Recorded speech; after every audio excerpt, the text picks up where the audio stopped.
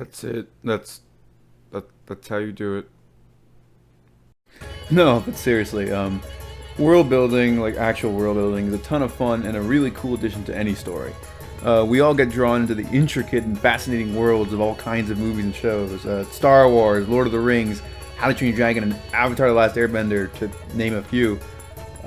These are all great examples of intriguing worlds that make us want to discover more about them, but how do you pull that off? Well, it all depends on how intense you want to go with it. Creating a series of long, detailed epics that will span several installments, or just making like a 4-minute long short. If it's the second one, then you won't need to go super crazy, especially if you're just starting out. Still, that doesn't mean you should limit yourself. Go with whatever scale feels most comfortable for you and the project.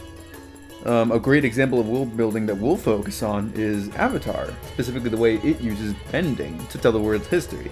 It's pretty clear that bending itself isn't magic, but rather it's specific abilities that have set rules in place. Only certain people can actually bend, and they are restricted to bending only one of the 4 elements: air, water, earth, or fire, with the Avatar the exception. This in turn shapes these people's entire culture and history.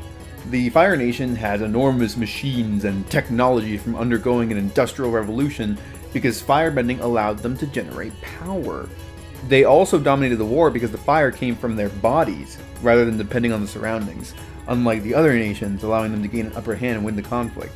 The Earth Kingdom has intricate architecture and engineering because their abilities to bend Earth allows them to create such structures very quickly and with much more ease than the average stonemason or bricklayer.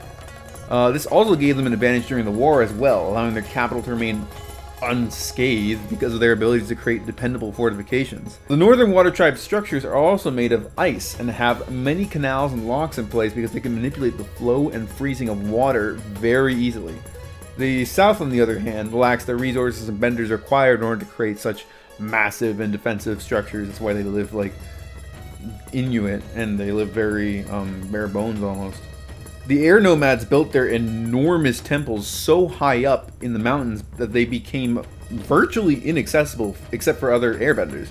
However, these places weren't fortresses or laboratories. These guys were pacifistic monks, not warriors, which led to their fall beneath the might of the Fire Nation's industry and the Fire Nation's military prowess. A lot of what the Fire Nation did, because of their firebending, was honing their own militaristic perfection, really, which is why they dominated the war like they did, along with their machines. And also, a simple trick that this show and many others do is that it offers a twist to your world, in this case bending, that while fantastical to us, like we can't manipulate water and ice and fire and all that, it's just a way of life for them. That allows you to really consider how a population with all of that would build their society. So this creates a fascinating backdrop and stage for your story to take place, whether it's like a small town or entire nations. Well, that's all the time I have. I want to play some more Minecraft. Yep.